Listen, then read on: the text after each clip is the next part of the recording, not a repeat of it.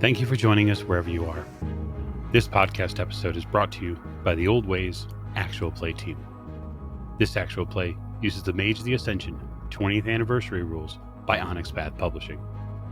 This actual play is performed by adults and contains adult themes. Our World of Darkness is intended for adults. Listeners should pay close attention to all listed content warnings. All content, including names, places, events, companies, and etc., which may bear resemblance to entities living or dead, is strictly coincidental. My name is Michael Diamond, and for tonight's game, I will be your storyteller.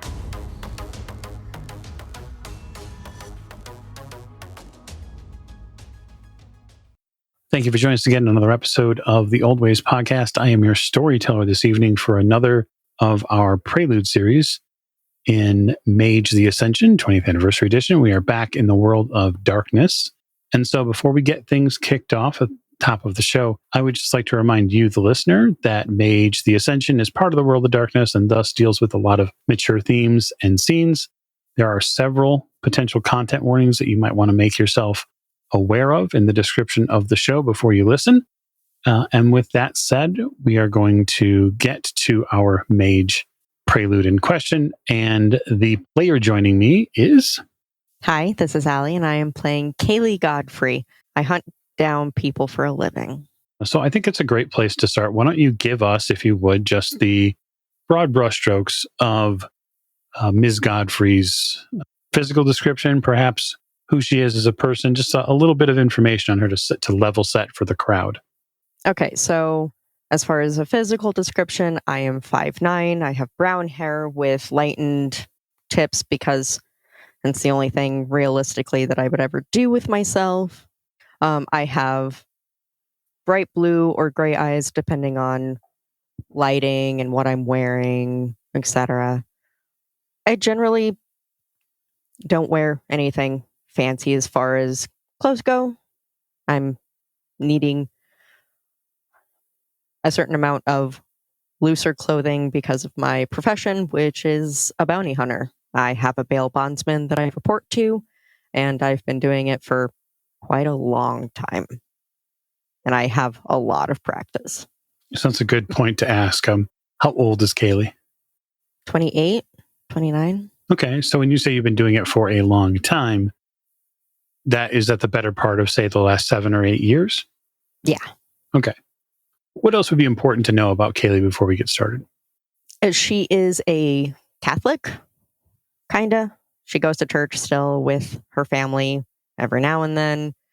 I have a long-term romantic partner who, we're kind of in a holding pattern. We don't really know what's going on at the moment, but I'm still considered part of his family, and we don't currently live together because his entire family is kind of uncomfortable with what I do for a living. It's not as demure of a occupation. A little too exciting.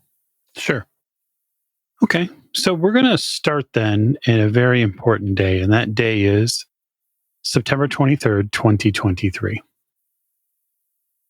We are in Las Vegas, Nevada. We'll say that it is mid to late afternoon. You're at your apartment. You live alone? Yes, I have a couple pets that are very independent. They need minimal attention outside of being fed, having their cages cleaned, and some general human interaction. Makes it very easy that if I'm going to be kind of gone at any particular hour of the day, and sometimes maybe a day or two at a time, they need minimal maintenance. Okay, fair enough. So working for a bail bondsman is sort of an interesting profession. It's one where finances come and go because the varying degrees of what a job can pay can change from day to day and essentially from case to case. Yeah. Sometimes it's an awful lot of work for $1,200. Sometimes it's a really simple, easy walk in, grab said person, and get paid 2 or 3 times that amount. It causes your pay to fluctuate. You have had to become reasonably good at one of two things. Either you are good at your job or you are good at managing your money. I will let you determine which path that is. Oh, I'm great at my job. Right. I've specifically trained a ton in order to continue to be successful at what I do. And I've also learned a little bit of procedures about how the law works. I have a very good understanding of how to research people and understand who they are. I haven't just made it a career. I have made it my life. Yeah, probably much to the chagrin of your romantic partner, I would imagine. Oh, yeah. Because I'm certain that the job is more important than he is. Yeah. Yeah. You're a hunter. That's what you do. And so you probably, place him on a back burner more than a couple of times a month to go deal with a skip, somebody who has skipped bail. Yep. Especially occasionally it happens for like Sunday dinner, or if we're having, a very scheduled date night. There's been more than once when those particular things have been interrupted because I got a phone call or I just happened to see them nearby and was able to bring my finances back up to a point where it's comfortable again. Oh, gee, shucks. You got to go work. I'm sure that Kayleigh hates that. Oh, yeah. It's the worst thing. So on the 23rd of September, you are just finishing up some leftover takeout at your condo when your phone goes off. It's a text. Looks like it's a series of text.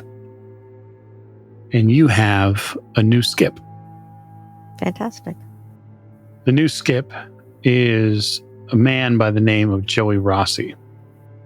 Joey Rossi was, it looks like, originally pulled for the dealing of methamphetamine.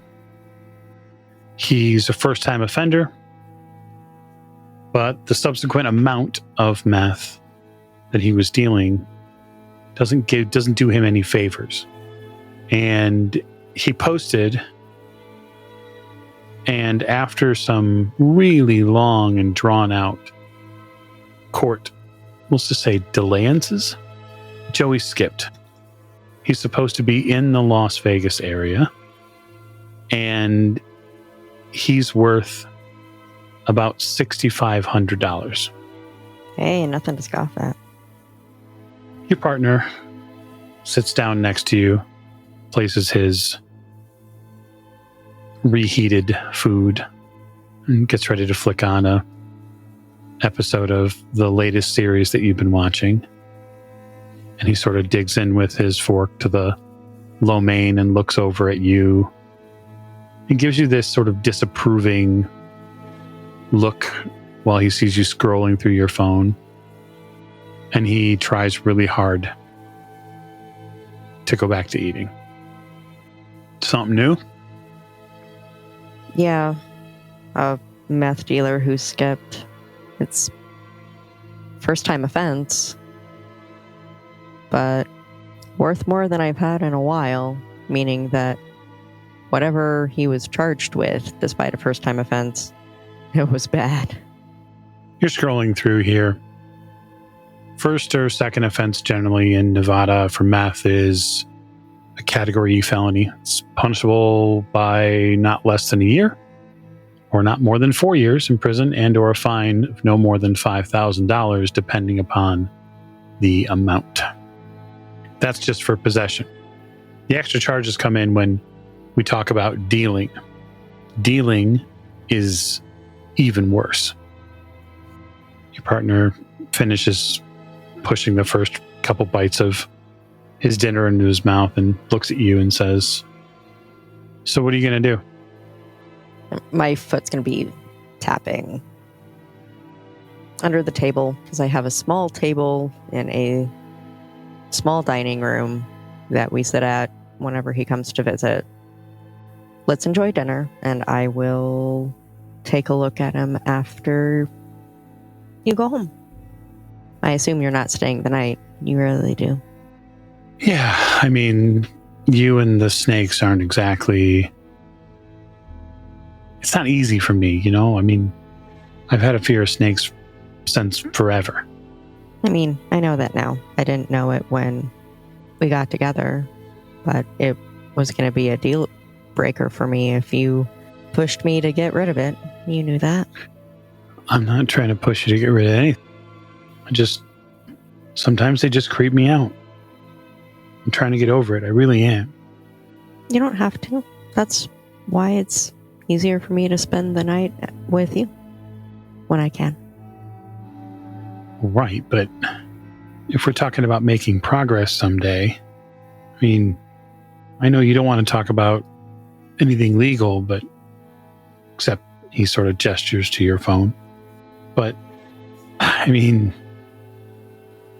it would be way cheaper on rent for the both of us if we could figure out a way to just cohabitate, right? Yeah, but you've also said that it's not worth cohabitating if I'm going to be gone all the time. I'm just looking at it from a money aspect, Kayleigh. That's all I'm trying to get at. Everything becomes cheaper if we live together. And work, carpentry gets me by. Everything is getting more and more fucking expensive. Every week, every month, a price goes up on something. Electricity goes up. You can't go without AC, and so it's got to run all the time. And I'm working on getting solar installed into the place, but I got to fight everybody, whether it's the leasing partner or whether it's the homeowners association. It's all a fight. Are you in a space where essentially the equivalent of cohabitating is what you want? Like, realistically. Not just from a financial aspect, but I know you already don't like the work I do. Would it be more complicated for me to be in closer proximity and then be home less? I don't know. We talked around this a bunch of times. I don't know. But I feel like at some point the dam's going to break. He sort of gets up and tries to maneuver around you in the living room so that he doesn't have to walk in front of you. Closes up his food and puts it back in the fridge. I'm going to go so you can play Lone Ranger. Okay. He embraces you before you see him walk out the door. It's a little lifeless. When he shuts the door, silence deafens you. Well, especially because mentally I was already prepared to stay, to wait and spend that time. And it's rare, but he's the one who left this time. Yep. And I can only imagine how good that doesn't feel to him when I do it. Now you feel it. So I'll go get changed, and I will text my bail bondsman and see if there's more information as far as where this skip was last seen and how recent it was, and if there are notes that I haven't received yet as far as places he frequents or places where he did most of his dealing, things like that. Okay, so here's what I'm going to have Kayleigh do. I would like you to give me a intelligence and investigation roll. Difficulty 7 and up. Okay. And you said 7 and up, right? I did say 7 and up. 4 successes. Okay. So you work for a couple of hours tonight. It takes you into the evening and then a little bit beyond that. It's probably by about 8 o'clock before you collate all the information. it doesn't give you a whole lot of positive vibes. I'll just put it that way. The information that you collect shows that he is likely somewhere in and around the just off the strip area when it comes to West Vegas. So strip and west, likely in some of the shadows of those massive buildings or in and around some of the light commercial or light industrial spaces that are there. So there's an awful lot of that light commercial space that exists around the strip and then to the west of it especially. You get an ID on a buddy of his via social media, Facebook of course, that has a spot just off of Arville Street that does like souped up scooters and like car performance add-ons. It looks like he used to work there 3 or 4 years ago. There's a guy that owns the shop there. His name is Dylan Tice. And Tice has been done for simple shit, right? Speeding, no jail time. He's been ticketed 2 or 3 times. He's been involved in what are likely some illegal street races. And he fits the profile well of someone who is sort of on the periphery attached to people who would be in the drug trade. Okay. They used to work together. There's even pictures of Joey Dylan on Facebook together. Not recent. Okay. But it's the first tip that you have. Well, and I will end up probably taking an Uber down to that area, drop off a couple blocks away. Since I don't particularly own a car, if I know that it's going to be a longer hunt, I'll rent a car, but it's not a default thing. There's enough traffic that it's not necessarily worth it. Okay. Gonna go on foot and check the place out? Yeah. And I'll carry all my standard gear. I have a handgun, I have a baton, I have a taser, and I've got all of my physical strength. Yeah, you probably walk in the place looking like Linda Hamilton from the Terminator. I get it. I'm with you. So, what you walk into is just off the street. You see a little sign near a palm tree that says Body Shop. And you walk into what looks like a commercial space that was converted from a self-service storage area. So there are a whole lot of these garage doors that line the buildings. So as you turn down this block, I say block, but it moves off street, right? So you go into this more like industrial parking lot, and there are garage doors on the left and on the right, and there's a big center area of the street here that sort of dips towards a center line where it looks like there'd be drainage for any water that might come around or whatever else these machine places are using. And on the left and the right hand side, there are just rows and rows and rows of garage doors. And then business front doors. Okay. And there's a lot of different businesses here. It's not just cars. But I would say, just with your perception, you'd ID that maybe 80% of the businesses here are vehicle related. About halfway down is this auto performance place that Dylan owns. It is probably about 150 feet away from the street. So you are fairly deep in. That's not even the entire way. There's an awful lot more businesses. Stacked out front are a couple of different vehicles. So there's what looks like a Ford Explorer that's parked nearby. There is a BMW parked out front. And then 2 or 3 different cars that look like they're lined up to get service work done.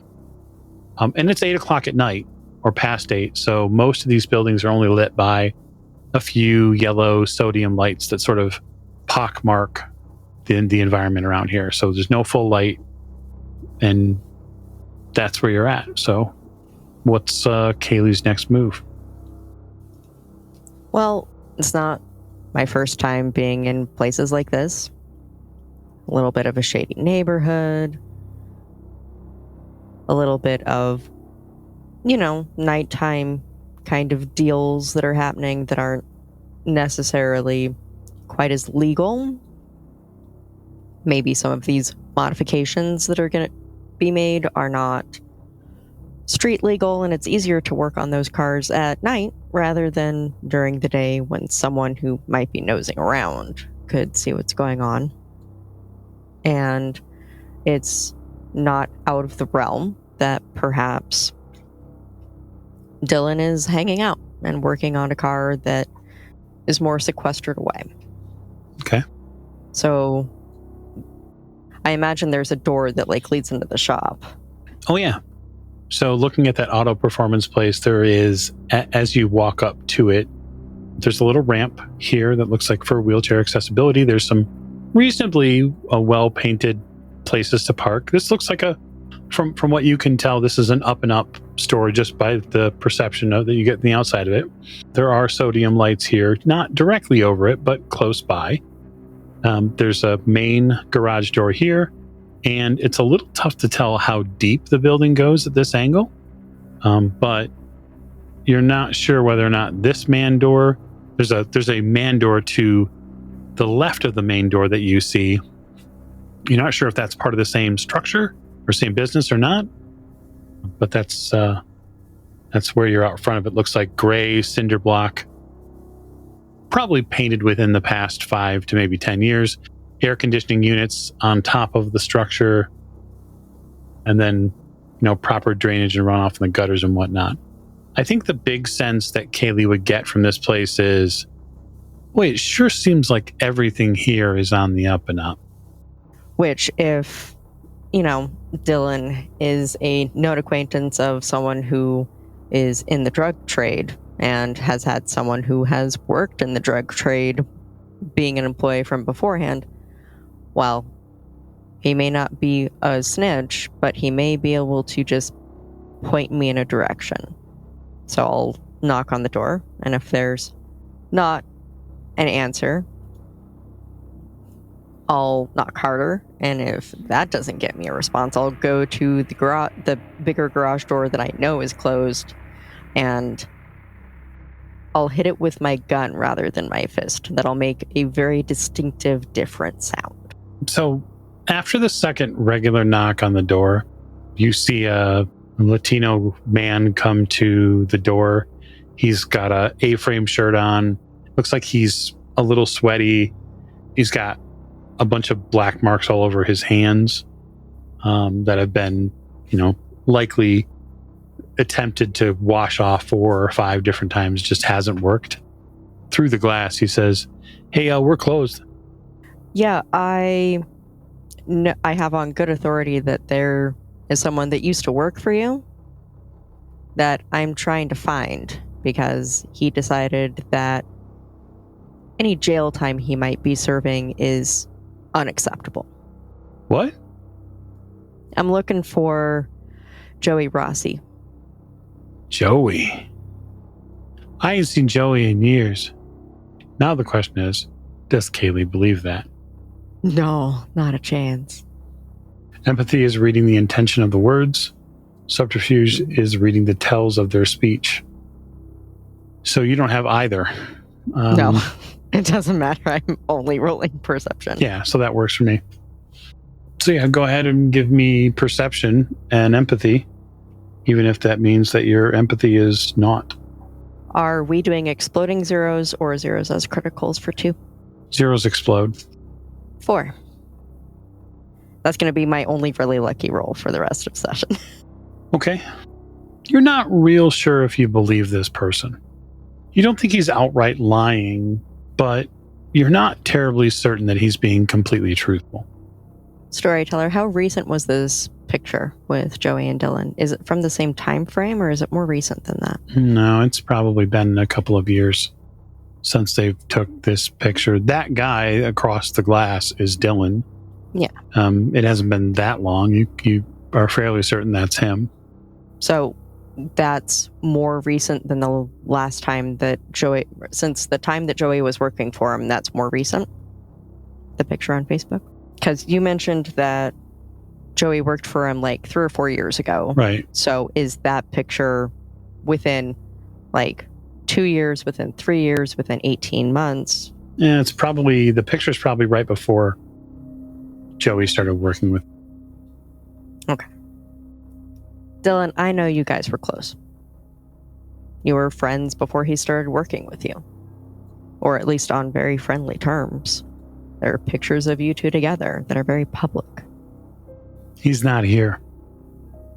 I'm not saying he's here. I'm asking if there's anybody that you know who might know where he is. I don't want to cause you any trouble. Well, you won't. You a cop? No. You got a warrant? No. Have a good night. He turns around. Is the door locked? You've never tried it. All right, I'm going to try the door. I'm going to flip a coin. Yeah. Heads or tails. Okay. You pull on the door. You feel it move. Like it could be opened. I'll pull it just a little bit more. Not enough to essentially be jerking on it to shake it really hard, but just enough to see if there's more resistance or not. There's not more resistance. You can pull the door open. All right, I'm going to walk on in. Okay. Are you attempting to be quiet about it? Yeah. Okay. He doesn't want to help me, so, I'll find a way to either make him help me or just make his life a little more complicated. So just give me a dexterity stealth roll. Okay. And see how quiet you are. His back is turned. He's heading back towards the shop. You hear music playing. It's possible he doesn't notice you. 2. He turns as you have the door open and are beginning to walk inside his shop. And you hear Dylan say, "Hey, what the fuck? I said we're closed." He steps over towards a tool chest and you see him grab an enormous wrench. See, Dylan, I wouldn't do that. Get the fuck out of here. We are closed. You see, here's the thing. I've met guys like you many times before. You are probably working on something that you're not supposed to be working on. I could make your life very difficult, or you could just tell me some of the guys that Joey used to run with in the last couple years. Because I know you know them. You're the kind of guy that knows them. Even if all you know is maybe where to find him, and maybe all you have is a first name. Yeah, well, 2 things. 1, I ain't no fucking rat. Secondly, you think you're going to give me problems? Oh, yeah. How about I crack your skull right here? Good luck. Yeah? Yeah. Okay. He steps over towards you. Okay. So you're going to take your dex plus your wits as a number, and you're going to roll a d10 for me. Okay, I have an 8. Okay. So Dylan goes before you do. Okay. He raises the wrench, and he says, "I'll fucking teach you." And he's going to swing this wrench at your head. Okay. So you can use dexterity and athletics to get out of the way. Yeah, we'll go ahead and do that. Okay. 1, 2, 3. 3. Okay. So let's see here. I was dealt damage. Indeed. If and when the attack hits a target, it's time to figure up the damage. This is considered bashing damage. Okay. As it is blunt force trauma. Yeah. Let's see here. I'm going to call this, based off the table, I'm going to say this is a crowbar in effect. And that actually does make it a lethal attack. He is literally trying to beat you in the skull. Yeah. Strength +1 in lethal damage. And this is where my character dies. Well, I mean, you wouldn't be the first World of Darkness character to probably die in a Prelude. No. Okay. Let's talk about lethal damage. Lethal damage reflects deadly trauma. Unless they're wearing armor, people, mages included, cannot soak lethal damage, which is what makes it lethal. Okay. So you can't soak this. Luckily, it does not do a truckload of damage. So Dylan, in all of his ferocity, comes in with this big wrench. And when he hits you, Kayleigh, he hits you not in the head, which is fortunate, but he does hit you in your shoulder really hard. He is going to deal you 3 boxes of lethal damage. Okay. And that puts you at injured.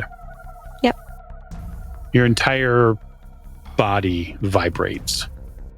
And it feels none too good. It will also obviously affect certain things that you're going to do. So it'll affect your initiative, and it'll affect your dice pools, all sorts of stuff. Dice pool penalty, -1, half the normal movement. Yep. Minor and painful injuries limit the character to half normal movement. It's now your action. So I imagine that I'm probably on the ground, or at least ducked down to a certain degree.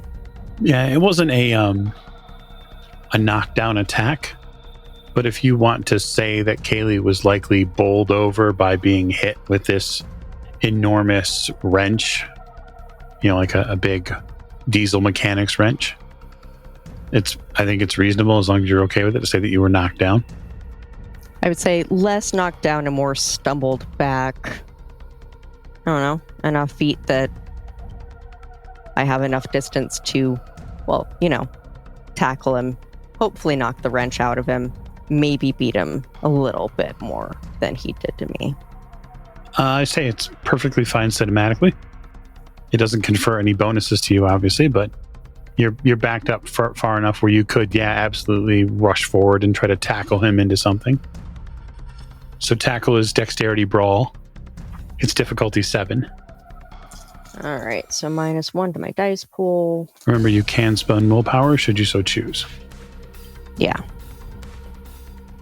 Which I'm going to do. All right, that's 4 successes. Okay, so because the maneuver you're using is a tackle, we'll put a pin in that 4 number for a second. I'm going to roll Dylan's dexterity and athletics and see if he can get, hopefully, at least 2 successes. No, he doesn't get any. So you scored at least 3 successes against him. And so now Dylan has to make a stamina roll, difficulty 8, or be stunned for the next turn. You still deal damage, so go ahead and roll. It looks like it's just strength damage. Yeah.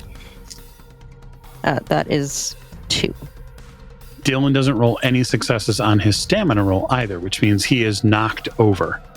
And he is stunned for the next turn. You flatten him against this same large tool chest that he picked the wrench up off of. The wrench goes clattering out of his hands across the way, and he takes 2 points of bashing damage.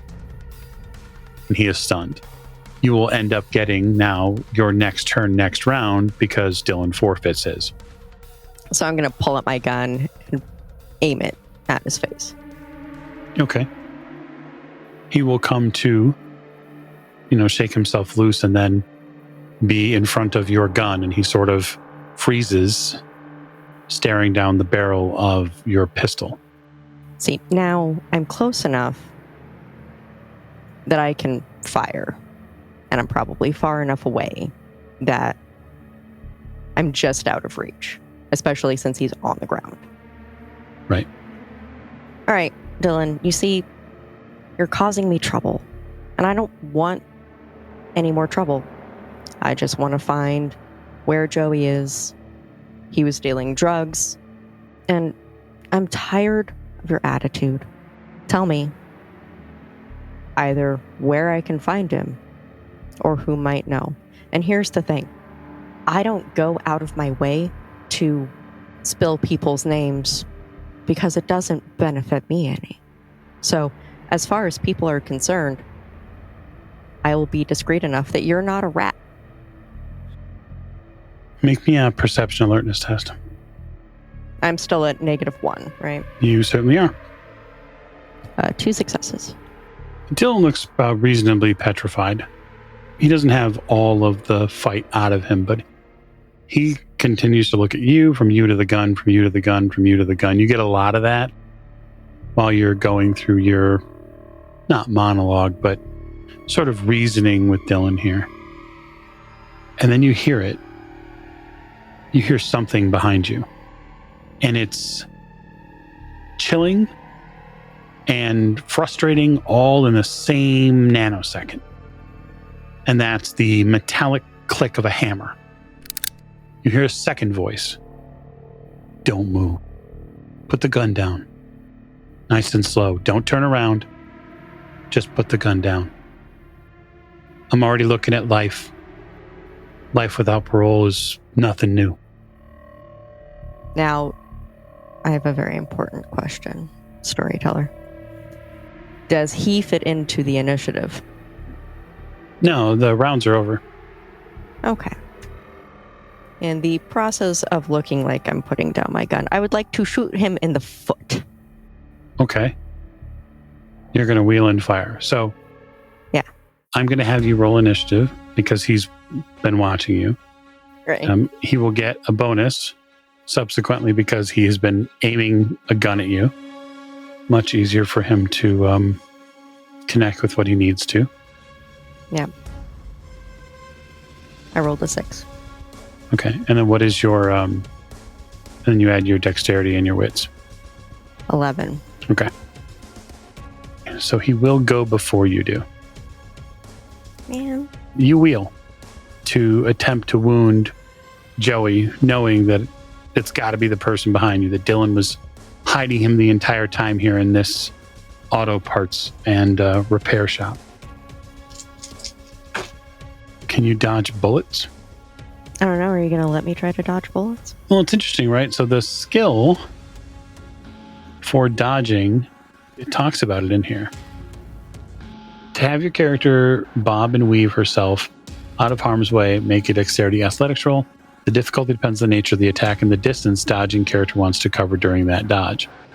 Dodging a hand-to-hand strike is relatively easy, but dodging firearms at close range is far more challenging. So here's what I will say. This is a difficulty 9 test. Okay. For you to jump out of the way. And obviously, we'll have to determine how many successes you have versus his. Yeah. Dex athletics, you said?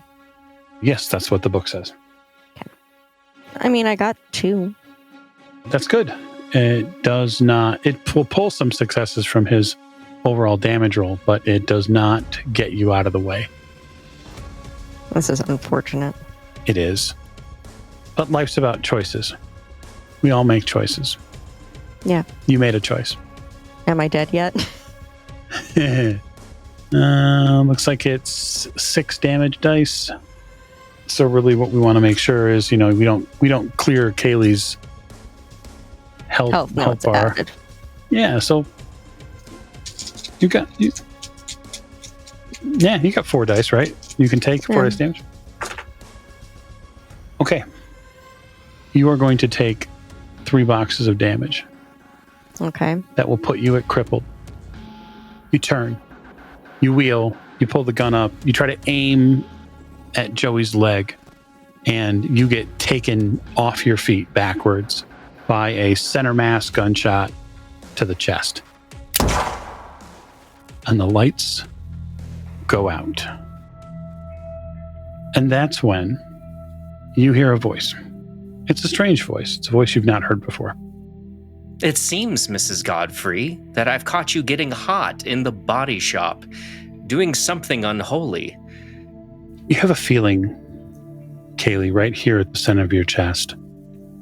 There is something searing and hot there. it feels like someone put like a tiny little piece of the sun right between, really sort of nudged directly in your breastbone. Cool. No. Not in the fucking slightest.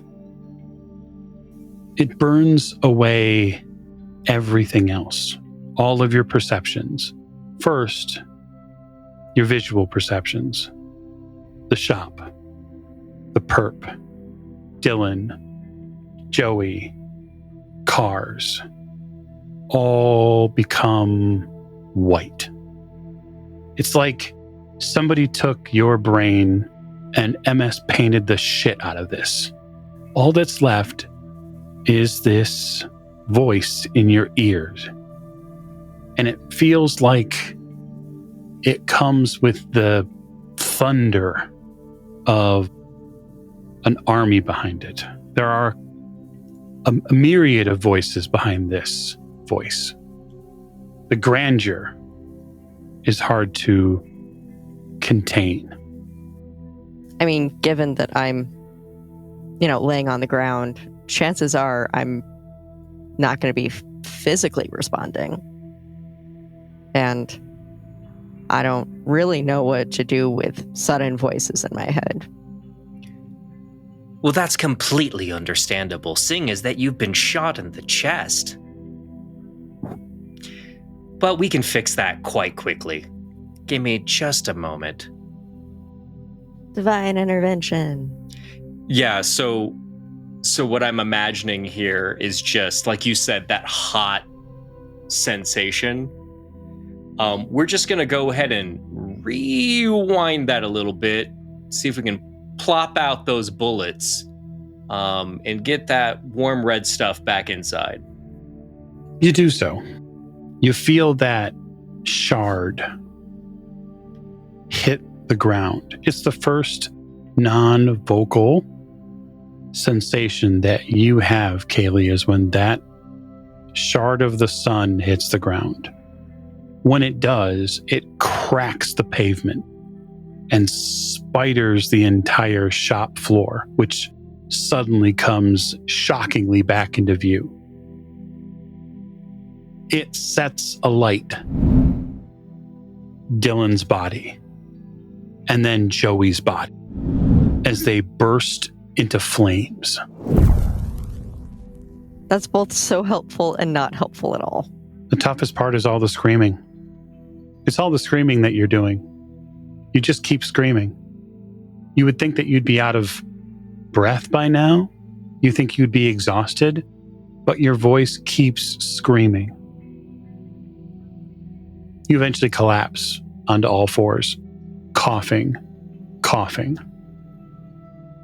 Mrs. Godfrey, I'm going to have to ask you to please don't be afraid. I can understand how this is very unusual for you, but everything will be fine in just a moment. So are Joey and Dylan burned to husks? Oh, absolutely. Well, they were causing you a significant amount of physical damage, and honestly, I thought that was quite rude.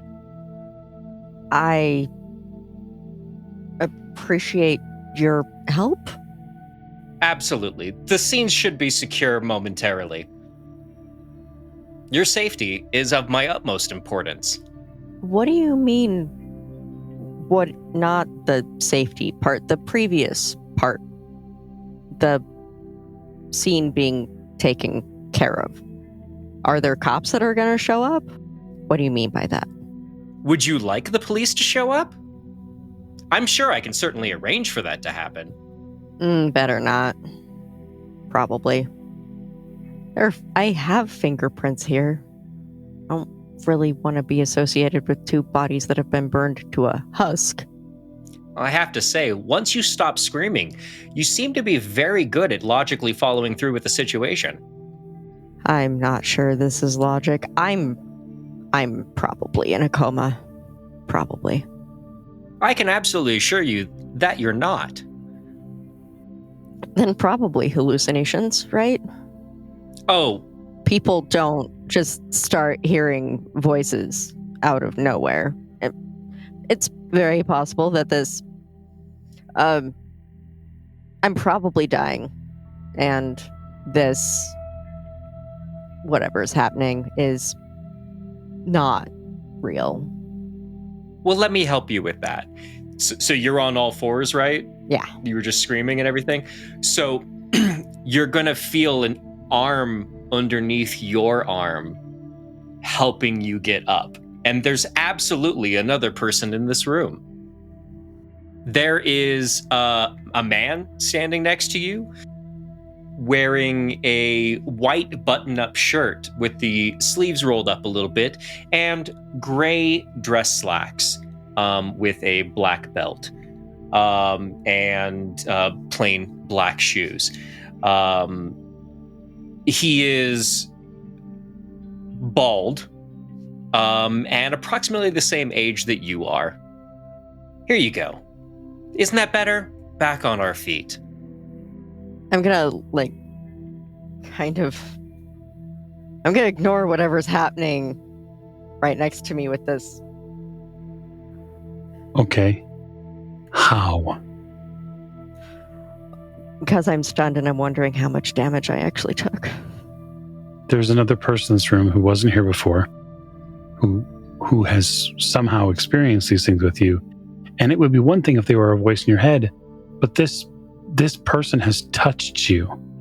So I would like you to explain to me how you are going to just ignore it. Shock. Shock affects people in many different ways. I just went through really a traumatic physical experience that very likely I would have bled out from. So the shock of being on my feet after having seen a couple people burst into flame, well, I can ignore it momentarily to see how okay I am. Won't last very long. So I'm going to turn to whoever this person next to me is. Let me go ahead and put those fires out, and I'll just snap my fingers and the fires can just be out. Everything's burned down. I mean, the bones aren't even there. They're dust. How? You would be surprised, or perhaps not, to realize how useless that is of a question.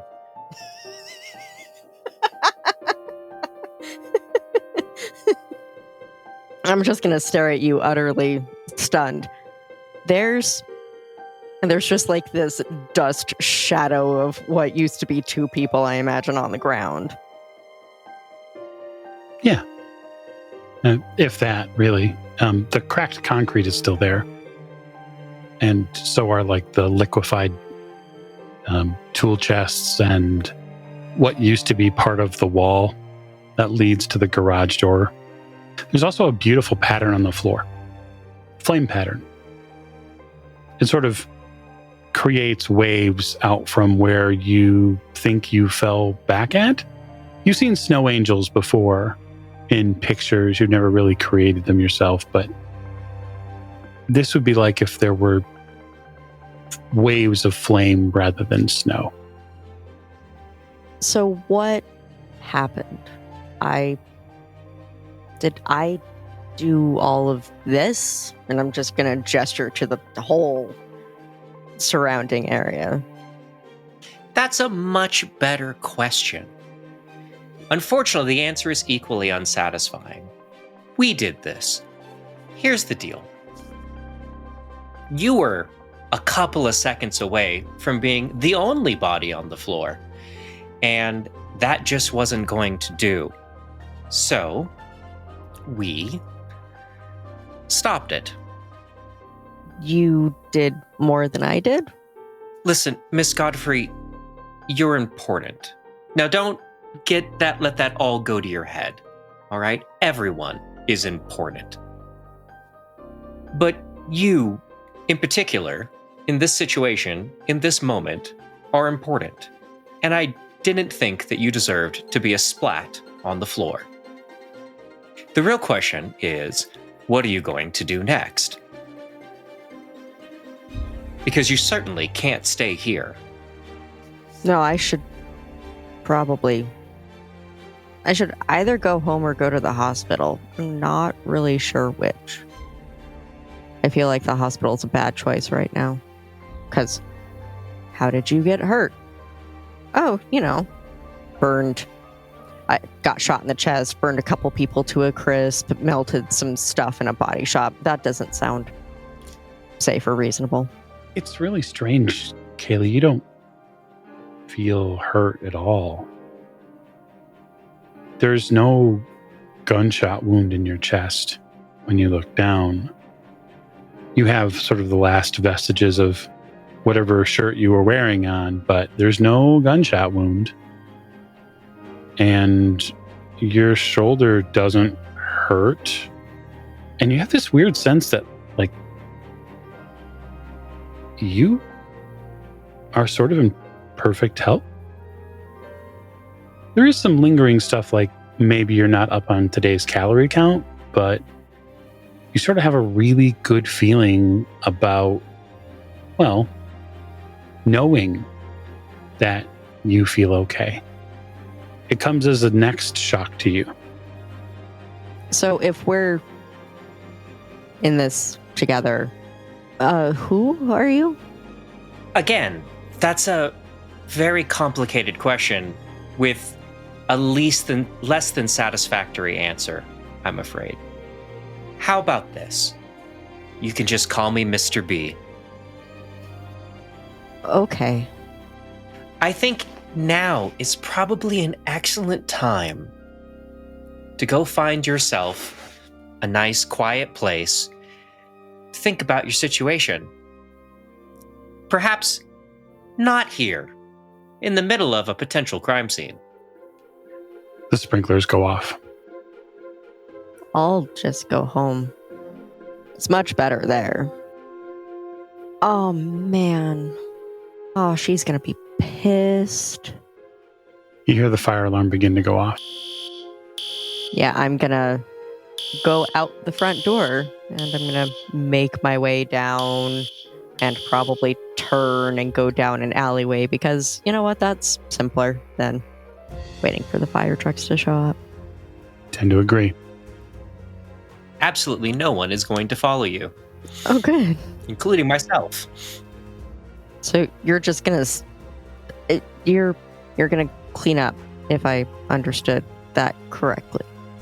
I like to imagine that Miss Godfrey asks this question and at this point does not get a response. Fair enough. In fact, there's nobody left in the room. All right, Kayleigh, you walk back towards the street and eventually take a left and try to find some place to call for a ride. You've got an awful lot to figure out. And I think that's where we'll call our Prelude episode to a close. So I want to thank Allie for joining us for this Prelude for our Mage campaign. We look forward to all sorts of really interesting stories coming at you very soon. Thanks, and good night.